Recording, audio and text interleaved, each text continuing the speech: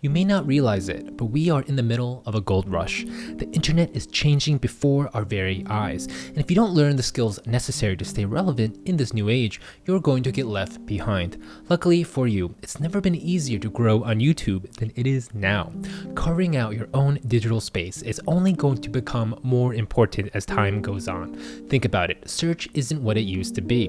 The front page of Google gives you a whole lot of garbage, and with AI-generated content exponentially growing each day, it's only going to get worse. It's called the dead internet theory, and it says that the majority of traffic on the internet comes from bots. You scroll through a comment section and just bots talking to bots, pages and pages of AI-generated content controlled by soulless algorithmic machines, all designed to manipulate what you see, hear, or do.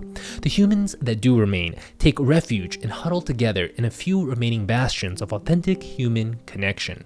Reddit, YouTube, and Pornhub? I mean, where else can you find free healthcare? Behold the bottomless generosity of psychiatrist's big muscle girlfriend, please. Freely diagnosing fellow comrades with potentially devastating overlooked psychological diseases, or the supportive kindness of Skier Boy, affirming the thoughts of another fellow compadre, a rare sight on the vast, otherwise coldness that is the internet. Point is, with the internet flooded by nonsense, the only thing we can rely on is what I call the signal. You may be wondering, what is this thing called the signal? The signal is exactly what I want to talk about today in this video, for it is the signal that is the key to growing your own YouTube empire.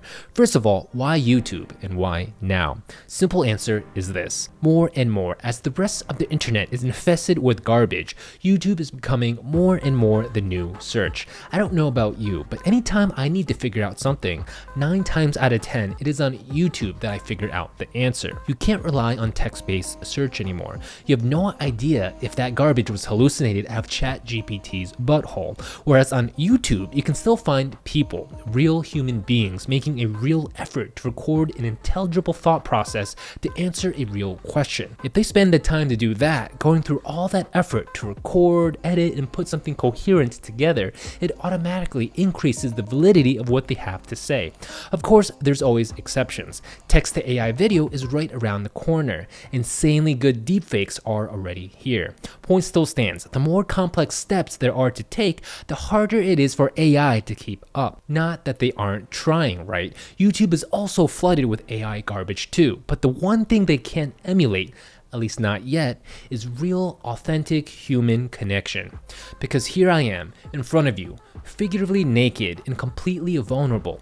I'm showing you my face, my room, my thoughts, and if you go through this channel, you'll learn a whole lot more about the rest of me, where I went to school, Harvard, Yale. Wow, sorry, phlegm got caught in my larynx. What my biggest, deepest, darkest fears are, even all the stupid ways I tried to woo the ladies in the past. Yeah, that video is in the catalog somewhere, you just gotta find it. Point is, these are all part of what I call the signal. The signal that I am human.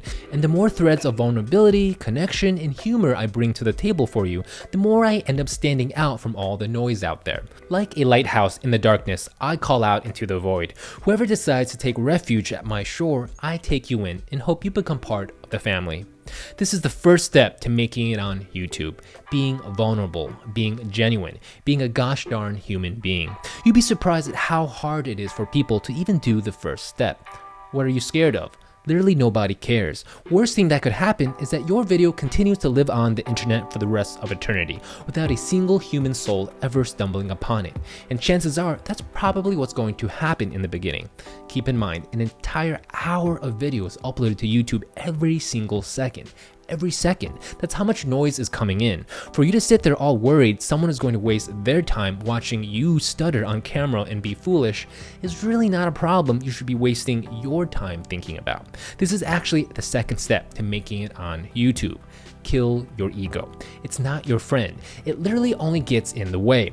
Ego is what stops you from starting. Or if you do start, it's what stops you from continuing. Ego is the knowing baby crying all night that you nurse when you realize, boo-hoo, no one watches my channel. Or when they do watch, it's boo-hoo, not everyone likes my channel. Some random stranger was mean and told me to eat a bag of dicks. Well, guess what? You don't actually have to eat a bag of dicks. You can eat whatever you like. It's not a big deal. Despite it being called YouTube isn't actually about you. It's about them, the audience, the never-ending march of eyeballs coming and going. The truth of the matter is, if you want people to watch, you have to talk about stuff they care about. Sure, it's nice when it coincides with something you care about, but if you use your interests as the only barometer of what to talk about, then guess what? The only person guaranteed to come is you. When you don't have ego, you suddenly become free. You become versatile, unconstrained. Being successful on YouTube is about putting yourself in the shoes of the people watching over and over again. At every stage of the process, what do other people want? What do they care about? This isn't just limited to YouTube. Master this third eye awareness and you gain a huge advantage in almost anything. YouTube is really just a low stakes way to practice some of the most fundamental skills a human being could have.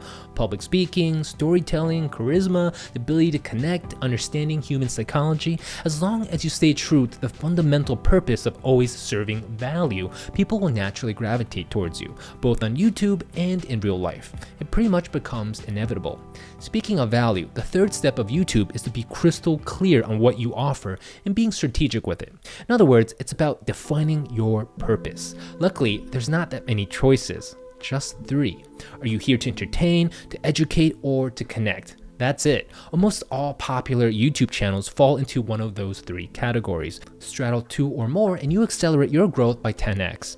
Again, think about why people come to YouTube. Actually, why not ask yourself, why do you go on YouTube? The other day, I went on YouTube to refresh my skills on how to stab a penis with an 18-gauge needle.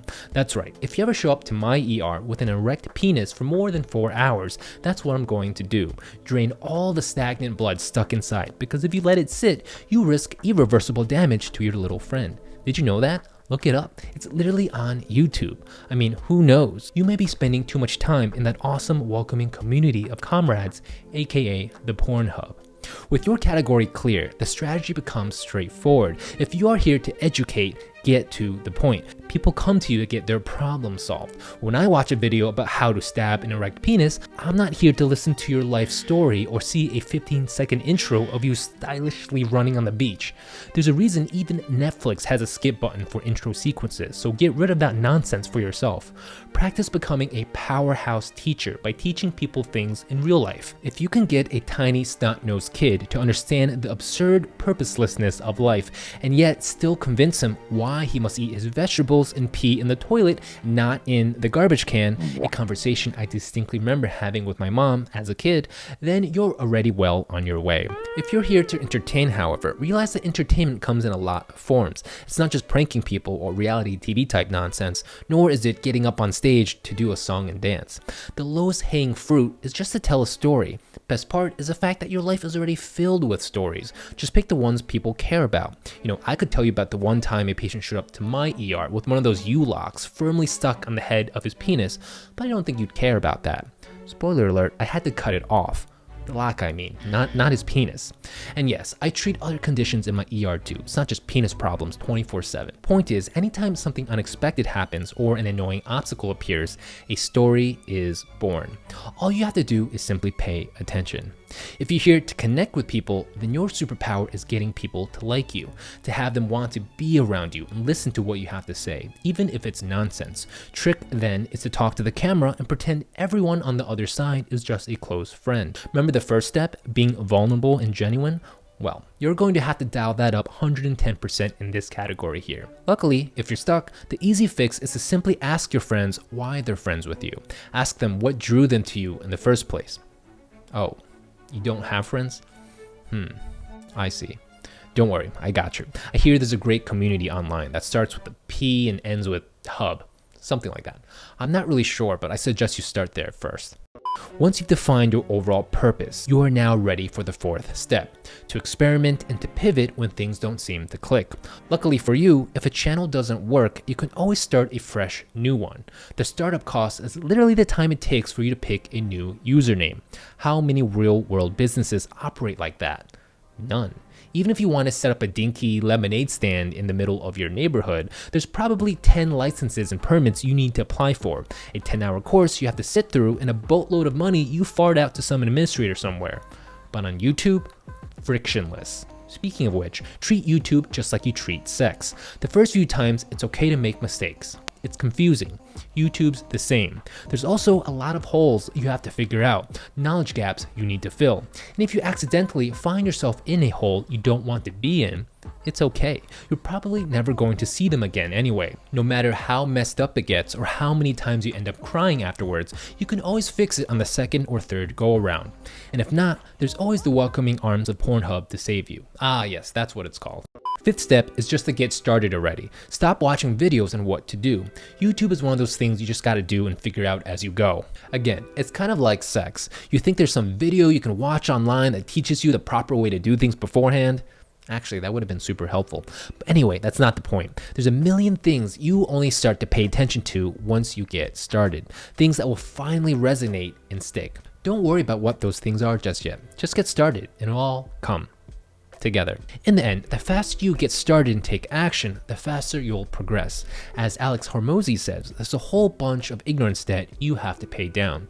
In case you still aren't convinced, then stick around. Coming up on the docket is a series of videos on how to best not only learn like a genius, but how to boost your creativity at the same time. So if that's interesting, subscribe and stay tuned. At any rate, the original reason I made this video was to celebrate crossing the 100K subscriber mark. I had an entire different concept plan, but that's when I realized, wow, talking about 100K subscribers is really all about me. And so, taking a page from my own playbook, I decided to make it all about you instead. I hope you got some valuable takeaways here. There's a few more points I wanted to make, but I'll save that for my Substack instead, which in case you didn't know, is a repository of ideas I've yet to put on YouTube, all in article form. It's also where I talk about ideas that didn't make the cut to videos I already published. Also, I'm in the midst of trying to find my full-time editor, so apologies for the delay in videos. If you are an editor or know someone who edits, feel free to get in contact with my team. Thank you for your patience. As always, best way to support the channel is to subscribe. Go tell your friends, your grandma, and your pet hamster. Smell you later.